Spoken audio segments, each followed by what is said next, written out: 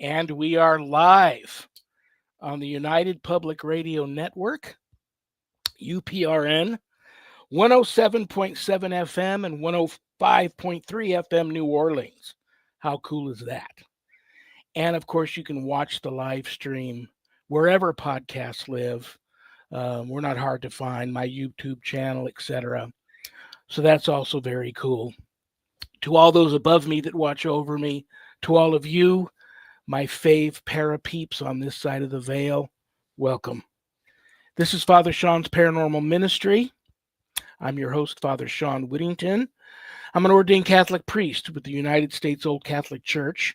I'm a fully professed brother with the Old Catholic Benedictines of Immaculate Mary. I'm a team member with Society of St. Benedict and co-founder of GhostBegone.biz. And yeah, I'm that guy on Eli Roth Presents the Legion of Exorcists on Travel Channel, currently streaming everywhere if you haven't caught it yet. And if you want to know anything about my wife and I and our ministry work, go to our website, www.ghost-b-gone.biz. If you go there to visit, there's a lot of cool things to see. Both my books are there. You can get the books a little less expensive at Amazon, and they also come in an audio version, which is awesome. But if you buy them off of the website, they leave my office here. I autograph them, and they come to you in a beautiful house blessing kit, and you never know when one of those are going to come in handy. But the wonderful thing about purchasing them off of the website is part of the proceeds of every sale of every copy of my books goes to support stjude.org, St. Jude's Children's Research Hospital, Nevada, and the ASPCA. How wonderful is that? You get to help some of the neediest children on the planet and the animals too. So that's a wonderful, wonderful thing. My online course is there that you can enroll in, Introduction to Spiritual Warfare. It's a 12-week online college-level course for all you true warriors for Christ out there. That's the course for you. You can enroll right there on the website. All my students that graduate get a stunning diploma certificate of completion, suited for framing, along with some other very special blessed items that you can only get from yours truly. There's also a place on the website where you can make an appointment to speak with me about your spiritual issues. Okay, we have a great show today, a great guest. Of course, you all know that already. That's why you tuned in. And she's in the green room. I can't wait to bring her out. But first, another cool thing about my Friday shows, I have an awesome co-host. So without further ado, I've known her forever, it feels like. I love her. I respect her. She's awesome. She's a lifelong paranormal experiencer. She's the owner of Stellium Books, my publisher. Please welcome to the show, Annette Munich. Hi, Father Shawn. Hi, everybody. I'm so glad to be here. It's really crazy weather again. It's really windy, and I just sort of slid in at the last minute. So if I have a scare do instead of a hairdo, then that might be why. But you look very pretty today, and you look nice and relaxed. I like that. And yeah, if we lose you, I know that's what will happen. We actually today is going to be a beautiful day here in Vegas and a beautiful weekend. We're going to be in the 90s next week. Wow.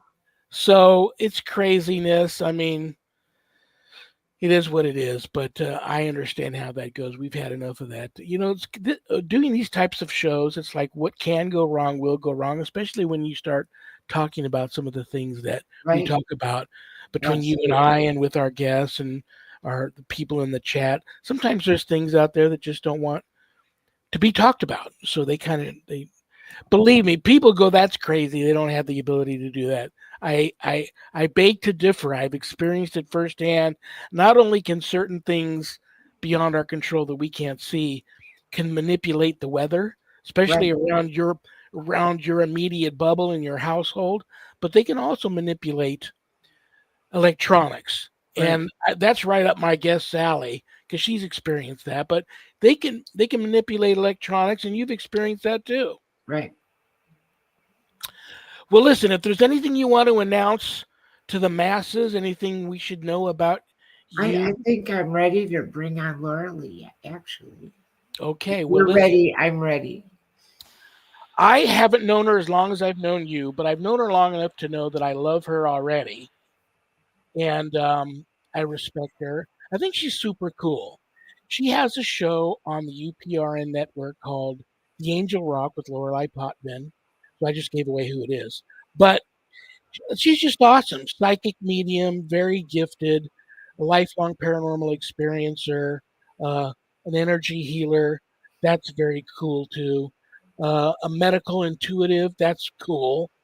So listen, guys, I could go on and on and on about her, but we only have an hour. Let me get her out here.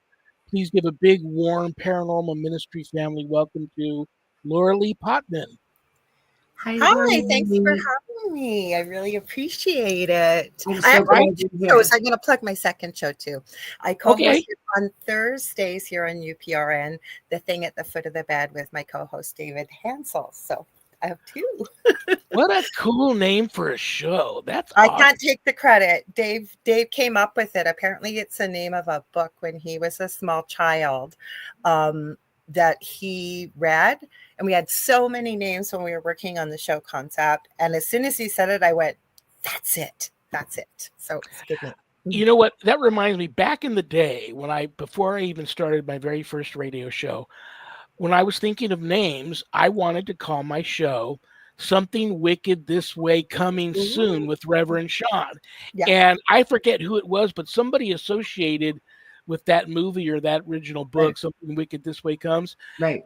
They saw that in a promo and they reached out to me and they put the kibosh on it, said I couldn't use that. I was so disappointed. Oh. Well, we looked into that and I did some research, and it's a pretty old book. Like, it's been out for quite a while. And I've seen other podcasts have used the name. I think Joe Montaldo, who owns our network, if I'm not mistaken, he just calls us the Foot. And actually, we have a group for the Thursday night show. And I took a poll. The members in there wanted to be called the Footies. So that's what they're called. That's funny. I refer to Bigfoot as the Foot, and Yeah. people will go, "What are you talking about, the Foot?" I'm a Bigfoot. And they're, oh, duh. Yeah. Listen, before I let Annette have at you, because she's excited she's got some great topics she wants to Awesome. talk to you about. There's a couple things I want to just throw out at you, and then we can move on if you'd like to. If there's something you want to say about it, great. First off, I owe you a big thank you. I was so nervous when I first brought my show to this network because I've always had a producer. I've never had to be the button monkey and do all the StreamYard stuff while I'm trying to host a show. Very nerve-wracking, especially if you've never done it. But when I first came over here, you were so wonderful to sit in on several of my early shows and walk me through. You and Michelle DeRoche both walked me through everything, made sure I had it down, would just kind of watch the first few shows to make sure everything was running smooth, ready to jump in and help out. I'll never forget you for that. I love you for that. And I'm selfish. The pleasure's all mine because I get to meet the hosts like you and Annette. Carrie Lynn Shellhorn's in the chat. I met her that way. It's the only other way I usually get to meet other hosts. So it's purely selfish, I'll say. And I'm glad I met both of you. Thank you. Well, thank you very much for that. And here's the other thing I want to just throw out, because I'm going to feel bad if I don't, I'm caught between the middle. Half of me doesn't want to say anything, half of me does. And I know the half of me that does will be mad at me later if I don't say anything. I know that you recently suffered a family tragedy. I've talked about it, yes. And I just want to say that I've kept you and your family in my prayers ever since then. I was so sad to hear that news. And I've kept you and your family in my prayers. I continue to pray for you guys. And so I just want you to know that.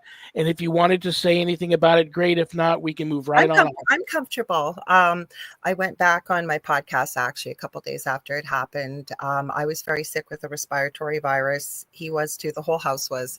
And it was my youngest son, Justin, who had severe autism. Both my boys I was never ever supposed to be able to have. And I had two children. I say I won the lottery twice. So it was not expected. He did pass away from a pneumonia type virus. But you know what? I'm going to say, as being a nurse as well, I can't physically work as a nurse anymore. I have worked in death and dying, studied near-death experiences for 40 plus years, professionally and personally. I am a strong believer in God and the afterlife. I know I'm going to see my son again, as well as he's made it very clear he has been around, not just in our house, but other people that knew him too. So he's with us. So I thank you for being so kind. Thank you. That's awesome. That is Mhm. so awesome. And now, if I don't let her to jump in and chat with you a little bit now, I know I'm going to hog the show. Okay. And I don't mean to do that, but that's just in my own inexperience as a host. I always take over and I don't let her talk enough. So I'm going to let you two chat for a little bit. Okay. Okay. Well, I want to say as well that my heart just broke for you when I found Thank out that you. your son died, and Thank you. and I knew that you had been so sick and you just went through so much over the Mhm. winter, and it was really a hard time for you, and I was Mhm. really sorry to hear about that. So heartfelt condolences. Thank you. And thank Blessings you for to you. thinking of him, both of you. I really appreciate that. I always say Justin had a small world, but he touched a lot of people with the people that he connected with. So thank you for thinking of us and praying for us. I really appreciate that. When I was talking to you the other night and I Yeah, got the link for the Paranormal Survivor episode that you were on, I posted it on my I Facebook saw that. Thank you. Mhm. in case anybody wanted to watch it. And I did watch it, and I had seen that one before because I binge watched that show a Mhm. couple of times, and I remembered it right away when it started. Very, very scary.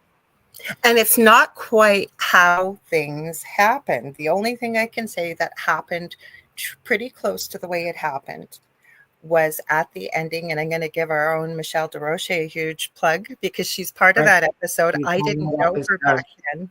That's No. crazy. That's so crazy. Mhm. Mhm. Yeah. So everything that we said, my partner Dell and I, is the truth. But and I don't say this with any disrespect because I'm very grateful for the opportunity that the Travel Channel and Paranormal Survivor gave us to share our story. But they interviewed us for 6 hours and they filmed it actually in Southern Ontario. I'm a Canadian, but I live in a city called Thunder Bay. We have every kind of paranormal activity in this area. I have many theories on that, why, but and when I talked to her, they had asked if we would be down in the Southern Ontario area. And I said, well, no, but let me see if I can find a seat sale. Now, I'm about 20 plus hours away from Toronto. The only reason is because we have the Great Lakes and you can't go through them. You got to Right. go around them or fly. So she said, well, tell me a little bit of your story. And she said, we can't pay for things. We're on a limited budget, as I'm sure Father Shawn to you too as well would know with a TV show. As I started to talk to her, she said, hang on a minute, I'm going to go talk to my producer and, maybe I'll be able to help out with, a dinner or something. She came back 10 minutes later and said, yeah, we want you down here immediately. And we were so grateful. They actually, I don't know if they do that. From the way she spoke, they don't. They paid for everything. So we're very grateful, but we didn't know what they were going to put out in the episode until like how you saw it yourself. Annette, that's we saw it for the first time too. The ending of the show is very, very accurate with the way my partner Dell almost died. Mm-hmm. They didn't really have an ending to the episode that the situation was resolved. And it wasn't. Right. Mm-hmm. So You want me to? Oh, go ahead. Sorry. did you move out? Yes, it left the house. Yeah. I don't know if the owner is having any problems. I have no idea. But it's kind of crazy how this started. I was raised Roman Catholic, went to Catholic school, went to Mass every Sunday. And then I was married. And this home that we moved into is actually my first husband's childhood home. Okay. The history of the home, and it was built 3 quick successive owners from 1958, and then his family. Apparently never had any activity of any kind in the home. But a lot of bad things happened in that home when we moved in. I hurt my back as a nurse. My son, Justin, who just passed away, was born, diagnosed with the autism, almost died at 4 weeks. I hurt my back. My ex-husband, even though he had a ton of education, great designations professionally, could never seem to get a job that paid very well, or just a lot of, even his mood and behavior changed. And we were watching way back in the day, for anybody that remembers the book The Secret that came out about the law of attraction. Yeah. Well, the movie The Secret was out, and we had watched it one evening. Now, I couldn't get up a lot with my back at that time, but there were days I could, and I love to create always. Resin, beading, you name it, drawing, anything creative. And I had made a bunch of pet accessories. I love animals too. That's And funny you said that, because when I sat down, I looked in the camera, you could see a big mountain of yarn, and I'm moving all of that because I knit too. yarn. So what happened was I had gotten out to some local businesses that day, and everywhere I went, people wanted to sell my merchandise for me, but they would not take a cut of anything. They were willing to give me all the profits. Wow, nice. And I remember coming home and telling my ex-husband, Earl, we're very good friends. He signed off on the release for the show, the whole bit. So he knows I talk about this. And I said, I can't believe this. I said, I've never, ever had this happen. And he said, well, maybe it's the secret. And we both laughed. Then I went to bed that night.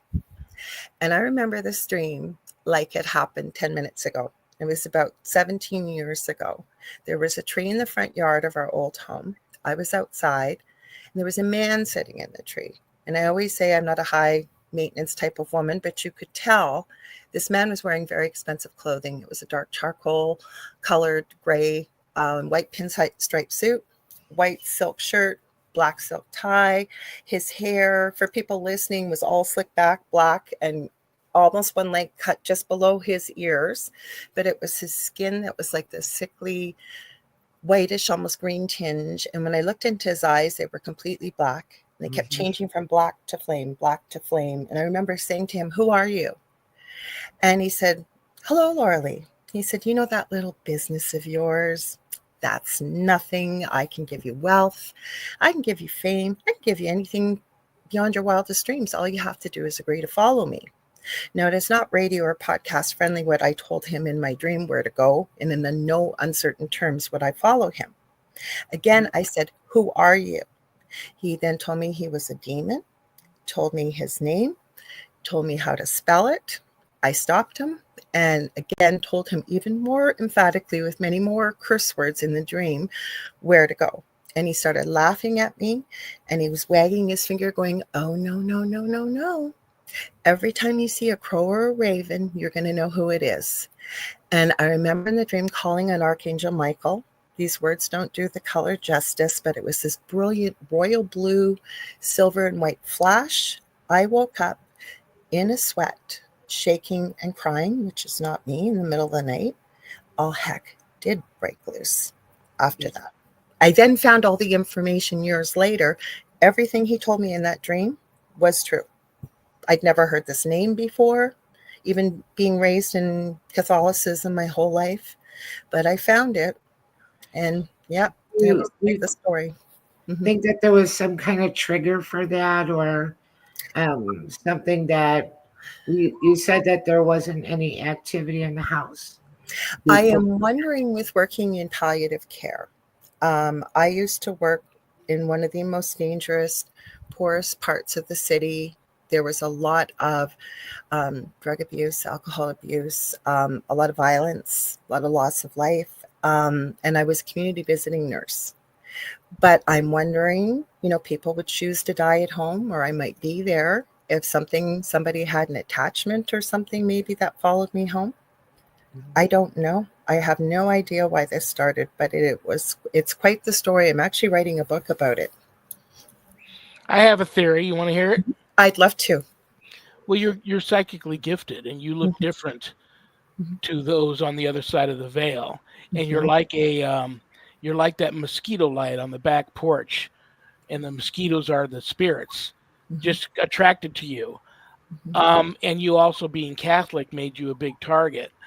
I would like to ask you to, you know what? A lot of the people that reach out to me for help have very similar situations just like that. Sometimes it happens in reality, while they're, out and about enjoying their day, doing whatever.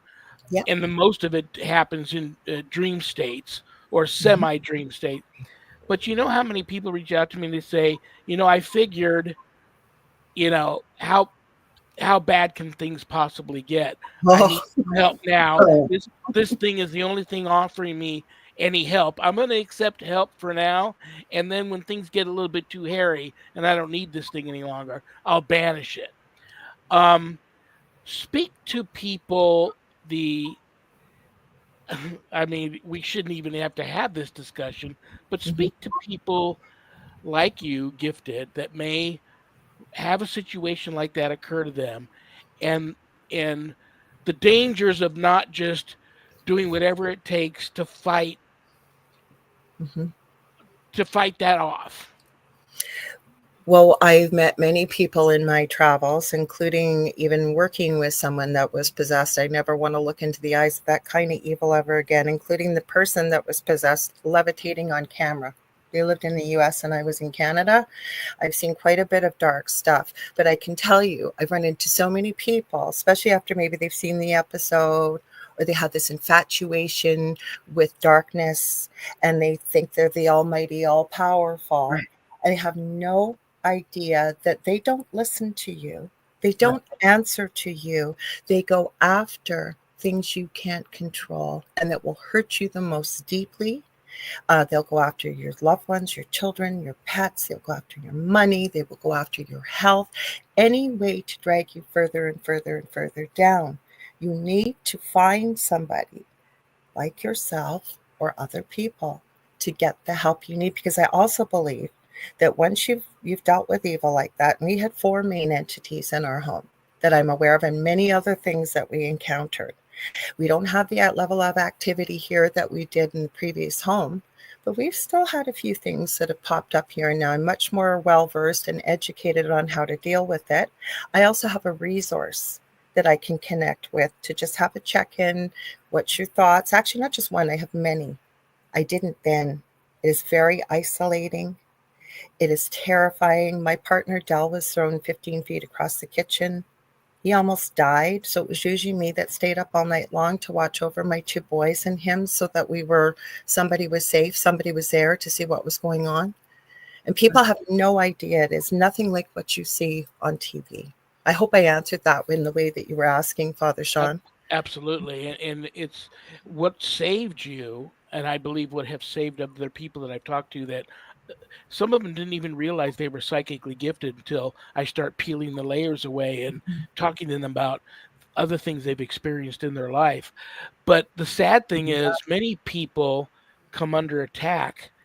They don't even have, they're the last ones to know. They don't even Yeah. have a clue it's going on. And sometimes they never realize it. And then it's too late. So it's like, I run into, I hate to say it, but I'm going to just go ahead and throw it out there.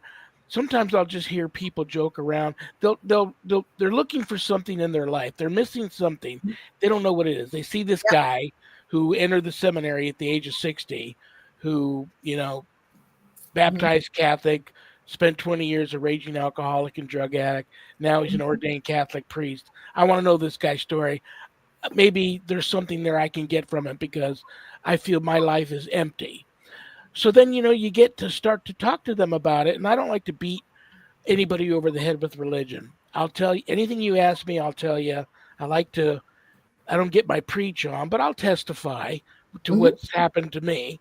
But then sometimes people will say, and they think they're joking, and they'll say like, "Well, you know what? That all sounds great, and I'm glad it worked out for you. But you know what?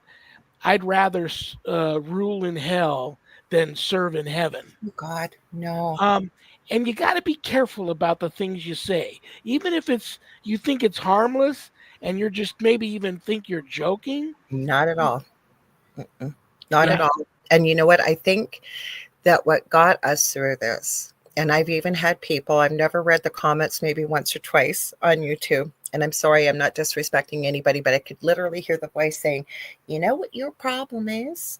You never got right with Jesus. Well, guess what? Just because I don't talk about my faith, the reason my show is called The Angel Rock is because I love angels. I believe I work with angels.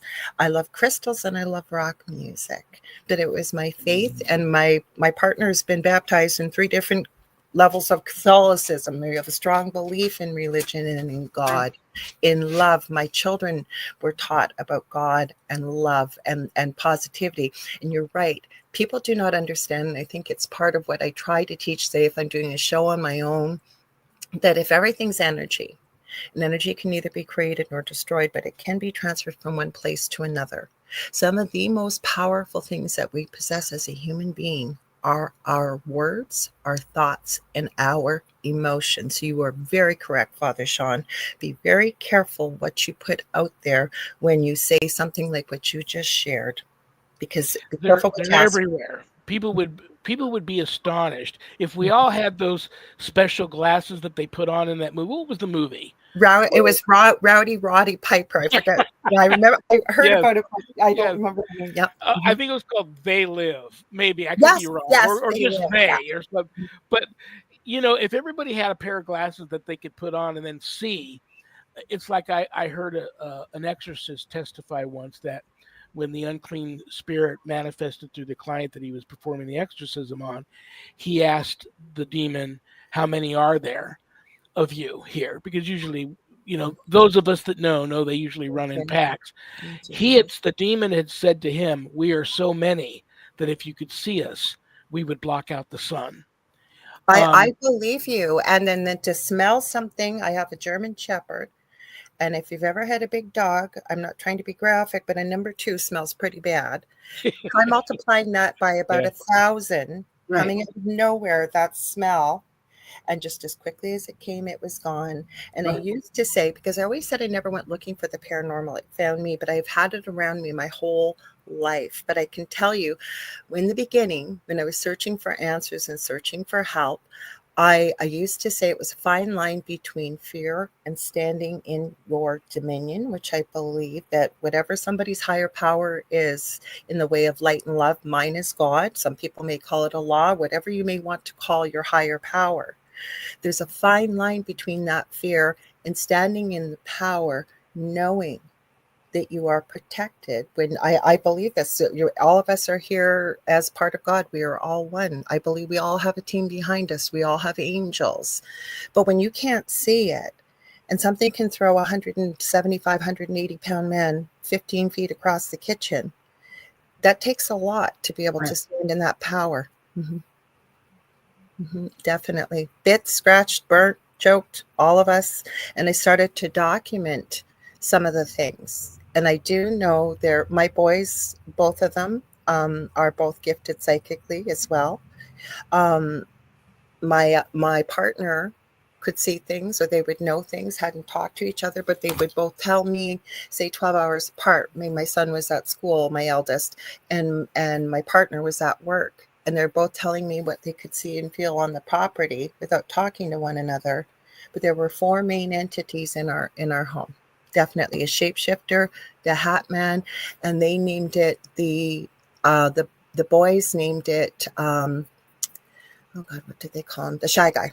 So it was from the Super Mario video game, and the way they described it, he looked like the Grim Reaper. It's a little character in the game wearing a black hood, but he looks like he's wearing a white Jason hockey mask, like I don't watch horror movies, but I've seen what Jason looks like. And I believe I even have gotten a picture of that from our security cameras. And it's kind of blurry, but we had a monitor in the basement because none of our security cameras would work anymore either. You could see, but they wouldn't record. We had it in. We had people come and look at it. Nothing wrong with the device. So I took a picture of the screen, what we noticed outside, and Dell was in front of the camera. I ran upstairs and took a picture outside. It didn't even pick it up on the camera outside. Wow. Mm-hmm. There's crazy, crazy, crazy stuff that happened there. Mm-hmm. Yeah, you got to be careful what you say, what you do. Father Shawn, do you want to tackle the question? Hi, Contessa. Question for Connie. Father Shawn. Why is it so easy for demons to take over someone's life? Why don't angels protect us automatically? That is, you know what, Contessa, I think you and I are already a little psychically connected here, because I was just getting ready to ask. I know that Lorilei is into angels, and I am very big into angels. Let me start by saying a lot of people don't believe in guardian angels, and they're very real. I've seen mine twice, both times. Actually, I'm going to say 3 times. Third time, I didn't see him or her. I'm not sure if it's a man or a female, but all 3 times my life was saved by that. But it has to do with the free will. You have to ask them for help. They can't just help. But you should get in the habit of praying to your guardian angel at least once or twice a day, and give them permission to enter and intervene in your life and help guide you and help protect you. You need to ask. Demons, a lot of people go, really? Rules? Yeah, they play by rules, and that's the scary thing. You don't know what you may do or may say that gives these things the feeling that, bam, that they've been given permission to attach to you. And that's why the attachments are so strong and so deadly and hard to get rid of once they attach. So you have to be, I get people that call me up and say, okay, I only because I'm having this happen to me, I believe in evil, but I don't believe in God. Well, then that opens up another can of worms, and I talk to them for hours about that. Okay, let's say God doesn't exist, but if you believe that what's attacking you is evil, you have to believe in the opposite of that, that there is at the very least, a greater power of love and light watching over us. That's the opposite of that's what I was trying to say. You just said that so beautifully. So pray to that, whatever you want to call it, pray to that. But you got to watch what you say and what you do. Treat people the way you want to be treated. Try to spread the love. Be nice. Learn how to forgive. Maybe not forget, but learn how to forgive. Learn how to, it's hard, but learn how to turn the other cheek. And just, that's why the world is in the situation we're in right now, because people have gotten away from God. And people are just nasty to one another. Yep. They've lost that ability to turn the other cheek and just treat people, the way they want to treat them, and they don't think of the consequences. You should really get into practice of treating people the way you want to be treated. Start learning how to respect people and try and spread the love and just be the best version of yourself give them grace. You can be every day. And give them the grace of the fact that you don't, my father taught me this as a small child. And he said, I know we all judge as human beings, even though I say it's not my job to judge. We all do on some level. But you have no idea what that person has gone through. My dad used to say, walk a mile in that person's shoes. And it is true. Like, you don't know what happened to that person that you've run into. A lot of times it's more about what they're going through and really has nothing to do with you, even though they may use you, God forbid you're bullied or something. But that says everything about that person. That person is going through a lot. And I truly believe that when we are faced with somebody that causes us a lot of strife and a lot of upset and anger, a lot of times that's almost a mirror to take a look at. What is it about this person that is cutting me so deeply, never mind the words or maybe their actions? But is there something maybe I need to work on within myself too as well? I really, really believe that. Well, it's really, you got to examine a person is going through this. Sometimes we don't know why they're going through that. Something could have happened to them. Usually it's trauma happened to them and they remember the trauma, sometimes not, but they remember the trauma and they haven't yet confessed the guilt and shame they feel of that trauma. And that's what the demons are attached to. Sometimes it's a family member, like a father, for instance, can do something. I know I'm going to get hate mail for this, but sometimes a father, he can, physical or sexual abuse on a and I had family that member happen as a young child. until that father confesses that sin and releases that guilt and shame. Sins of the father. Sometimes the demonic attaches to the son through the sin of that father, and they both have to learn how to let that go. Or you, like you said, you need to go to somebody even better than me, more knowledgeable than me, that can break these type of generational curses. For lack of a better term, I'm going to throw that situation under the generational curse umbrella. But yeah, it's You know, I hope I answered Contessa's question. Did I, guys? I think you did great. Okay. I every day I pray for my ancestors all the way back to the first drop of source blood with God's permission. And then I have other people on a permanent list. And again, I say with God's permission. And then I pray mercy on their souls. And, you know, who are in purgatory, I pray for healing of generational illnesses, addictions, afflictions, mental and emotional problems. I pray for the removal of any curses, dark forces, black magic. And I pray for the protection of our descendants all the way out to infinity. Please keep them safe and strong and smart and free and good. And I think that, I don't know, but I think that you can help clear your family line. You're reading my mind. Since you were talking about, you know, sins of the father and generational, I think you can. Well, I have a family on my mother's side that is horrific alcohol abuse, horrific, and a lot of sins that probably could have been passed down generationally. Now, I say this without pointing a finger at anybody, but we have the choice to stand up with free will and say it stops with me, right? There's a lot of healing that needs to take place. There's a lot of forgiveness. A lot of times we have to work with different people that are gifted in these areas to be able to help us. It takes a lot of courage to stand up and say, I need some help or I need some healing, right? But I've also always said that nobody wakes up one day and says, I want to become an alcoholic or I want to become a drug addict. Right. There's pain. And whether somebody else from the outside looking in says you're drinking over that, you know, or whatever it may be, you didn't live their life. You didn't go through what they did. But people, I believe it's part of dealing with the pain, but we have a choice, right? Do it like you. It's very brave of you. And I'm glad that you do share that, Father Shawn, about your past. I think it'll be very inspiring for people to hear this, that it doesn't always have to be that way, right? I don't remember. Yeah, I spent 20 years as a raging alcoholic and drug addict. And I don't even really, you know, my father was an alcoholic, but later in life, he just one day woke up and just didn't drink anymore. Yeah. But he was never abusive. And so the thing is I think that maybe that was in my genes already, and that's why it happened to me so early.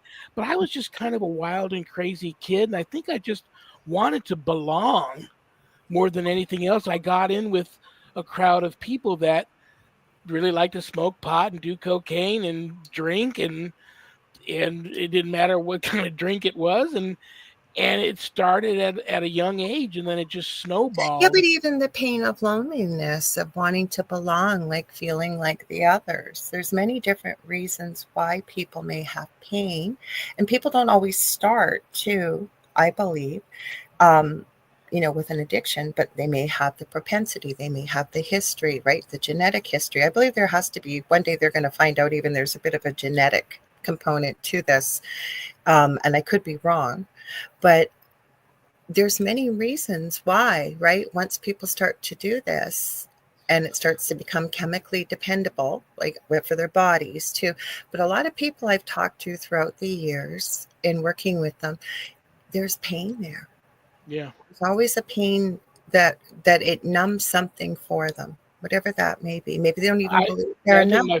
I think my father's alcoholism stemmed from the horrors that he witnessed. He was a 25-year retired Master Chief in the Navy. He served in World War II and Korean War, and Purple Heart recipient. Spent many of his final years in the service working for naval intelligence.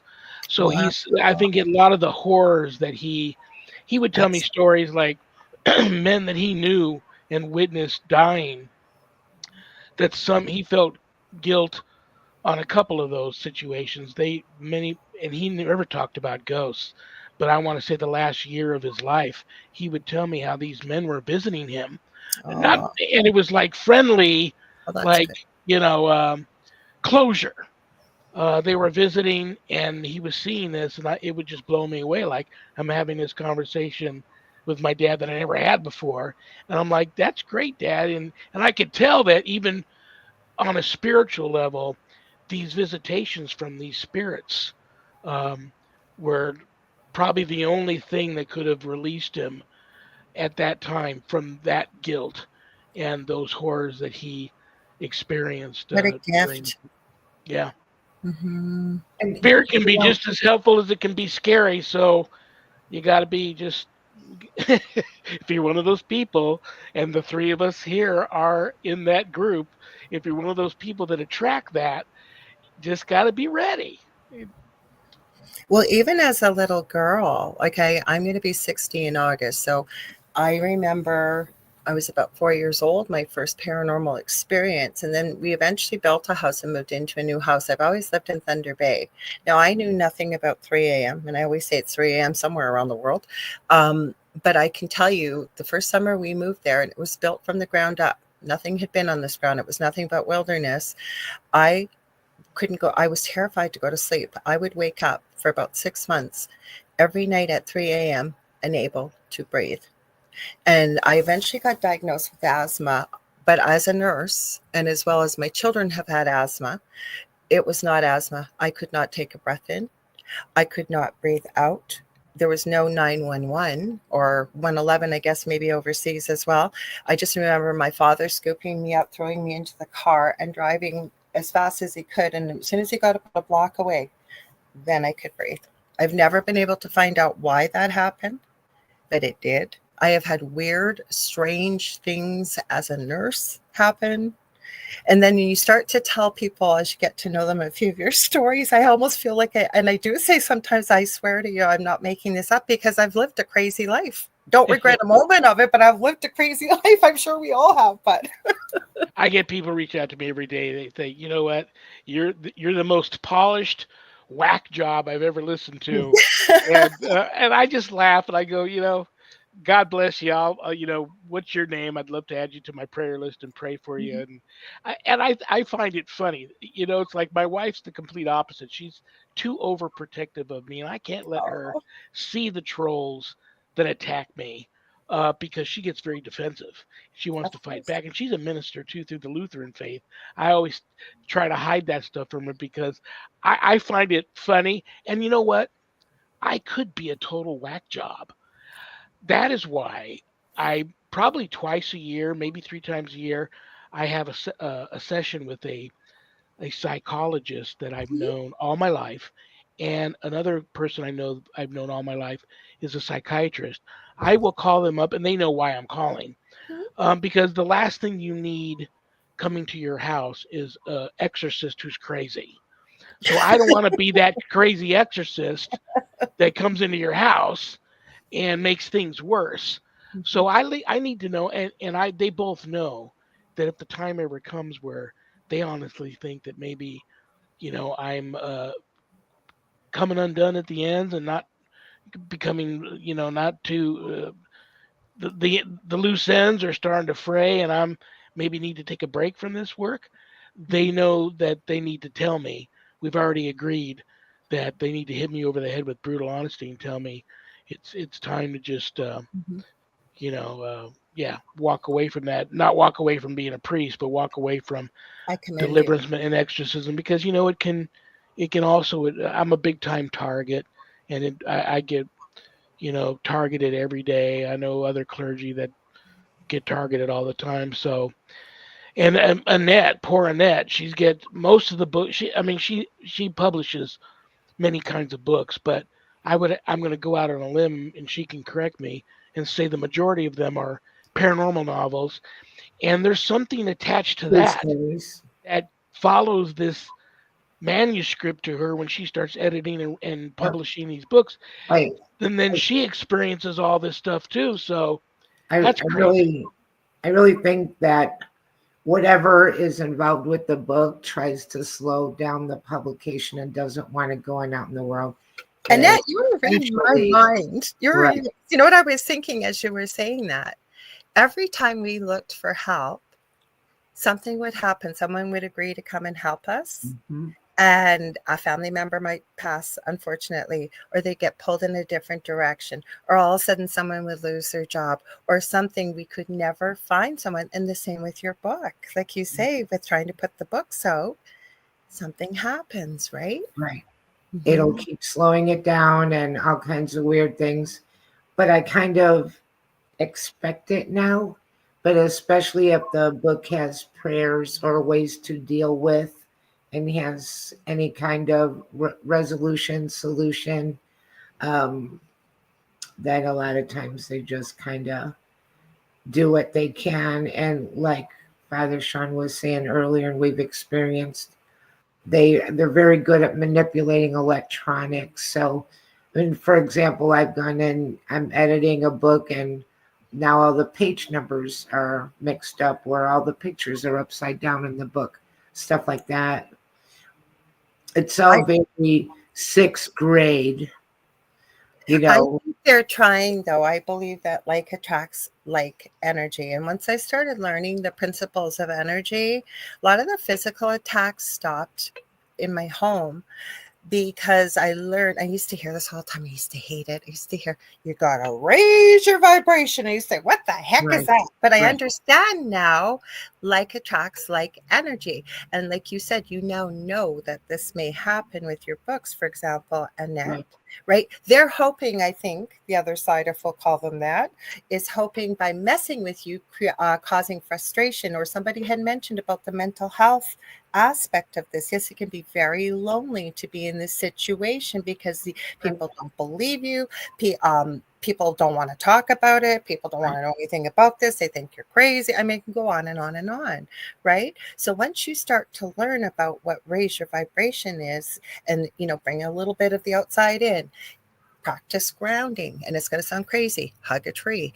Take your shoes and socks off if you can. Get your feet on the grass and the ground. Clearing out old clutter, opening up the windows. Everybody's got a movie that you love, that will make you laugh. Have good friends over. Things that make it feel inhospitable to something of a lower negative energy. And it works. I truly believe that. And one of the highest frequencies of energy is gratitude. Yes, I was going to say that earlier too. Yes. We're like, And that's right there with humility. Yeah. They can't, humility, gratitude. everything They you see know that love, the demonic cannot imitate. but a They lot hate. of people have a hard time with love. They understand gratitude and humility better than they understand love. It gets confused with many other things or makes them feel bad. I'm not saying it isn't. I always, when I'm teaching people, I call myself a spiritual teacher and mentor, to remind people that all of us have had something or someone in our life that we love. Maybe it's a pet. Right. Even if you've had a horrible family or whatever it is, you can't think about family. Think about somebody you've had. Maybe it's just somebody. I believe most people have had something in their life that maybe they don't know what love means, but they know how strongly they felt about it. It felt so great. It felt amazing. Most people can understand that, but you're very, very correct on that, Annette. Because if people say I've had a really difficult love life, and then you hear people say love stinks, I hate love, blah. Right. People have to be aware of our words, right? And our thoughts. Mm-hmm. And I wanted to add one more thing that might help some people, because there was a documentary years ago that the Booth brothers did, and they interviewed an old priest. And this was the documentary, The Haunted Boy. The Exorcist was really done. It was a story about a boy Mm-hmm. in St. Louis. Well, he was from the Northeast and went to the St. Louis area. But anyway, the whole point that I wanted to mention for people that have a lot of questions, and it might be an answer, they asked the priest, why does this happen to people? Why did it happen to this little boy, what did he do to deserve this? Or, why the randomness of this? The priest said, when you're born, God and the devil both know your potential. Oh, yeah. Mm-hmm. And sometimes the more potential you have, the more they try to keep messing with you or keeping you from your potential. And this also brings in the question, what we said earlier about addiction, getting people addicted. Because when you're an addict, you sideline yourself and people stop believing you and trusting you. And you kind of take yourself out of the life that you could have had. So that little boy, he got exercised and he continued to have a great life. And he was like near genius level. He worked for NASA. Wow. So he had a big potential, impactful life in front of him. So maybe, just maybe, the dark side's trying to take you out because the dark side knows you have something to give. Mm-hmm. Absolutely. I know we're almost out of time, but I'm going to add one thing quickly. That was actually something, because I reached out. It went locally, countrywide, continent-wide, globally, looking for answers. And I was told this many times years ago, and I'd taken it as it sounding arrogant. I had been told by quite a few different psychic mediums at the time that this was happening because I was going to be doing something for the light that they didn't want me to be doing, and we're hoping by nipping it in the bud. I now understand what that meant. Had nothing to do with egotistical goals or anything like that. So it made a lot of sense, and I'm glad you shared that. I had so much fun with the two of you. Went by way too fast. I'll add one. Yeah, I'll probably have to kick you out of here in like 3 or 4 I know. minutes. And that gives me just a little time to say goodbye to Annette and then say goodbye to the audience. But I don't like to. I want to make sure I'm out of Carrie Lynn's way so she can start her show. I want to add one thing real quick. If for those out there that have a gift, that are able to help people with their paranormal issues and want to help people with their paranormal issues, one big thing that I find, and I get a lot of those people reach out to me also for help. You've got to learn early on, if you don't already know it, when to let people go. That's the biggest heartbreaking thing for me in this field.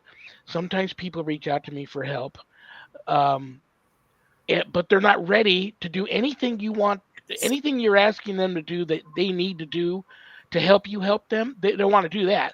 They just want you to wave a magic wand and make it all go away so they can continue doing what they're doing, which probably caused the problem in the first place. And I wear my emotions on my sleeve. I take everything to heart. When someone reaches out to me to help, it kills me not to be able to help them. But sometimes you need to know when it's time to say when and let some people go, because you can't help them and all you can do is pray for them, and you're just going to make things worse. And so that's my final bit of advice. Agreed. Definitely. 100%.